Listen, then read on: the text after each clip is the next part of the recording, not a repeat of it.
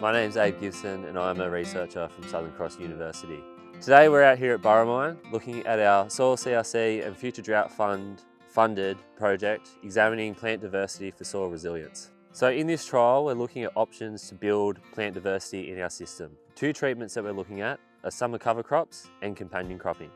Summer cover crops are grown over that summer fallow period and can be quite challenging due to the harsh dry conditions of our summers.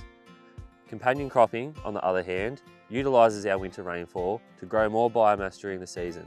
Things like wheat and vetch are a really common example of companion cropping because you get the end fix and diversity benefits of the vetch and then carry that wheat through to harvest.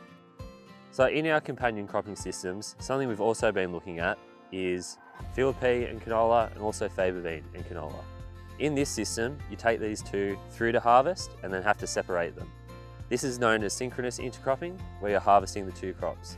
Overall, what we are looking for is if we can promote yields or if things like summer cover crops or temporary intercropping have negative impacts on yield through using up soil water, soil mineral nitrogen, or just by providing that competition to our cash crop.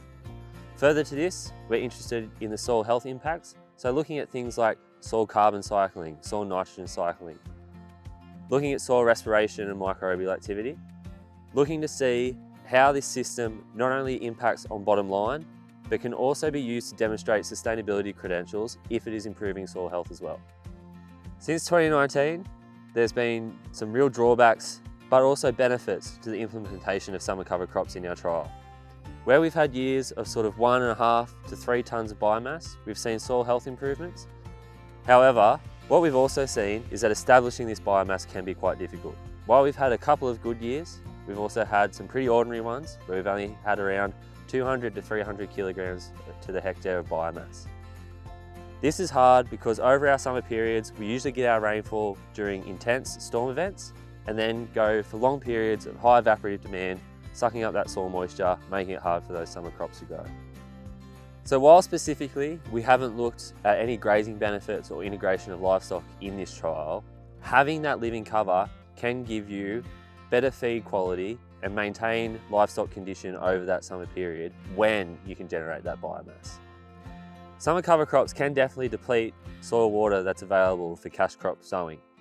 While we haven't had individual impacts on a year-to-year basis, there's a general trend that with increasing summer cover crop biomass, you are depleting soil water and mineral N available at sowing.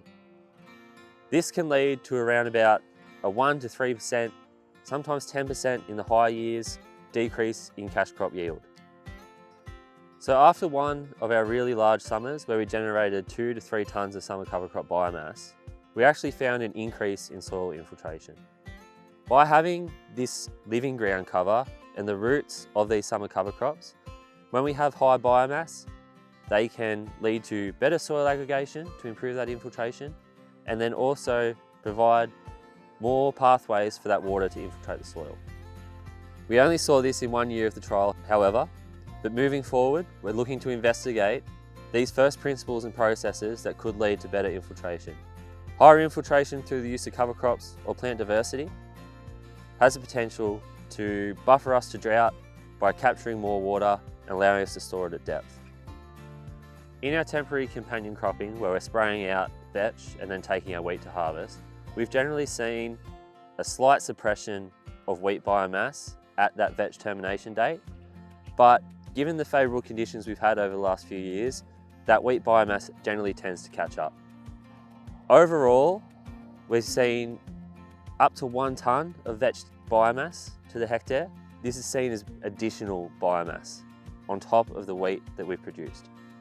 While we've had this additional biomass, we still haven't quite seen any changes to soil organic matter and soil organic matter cycling as a result of that.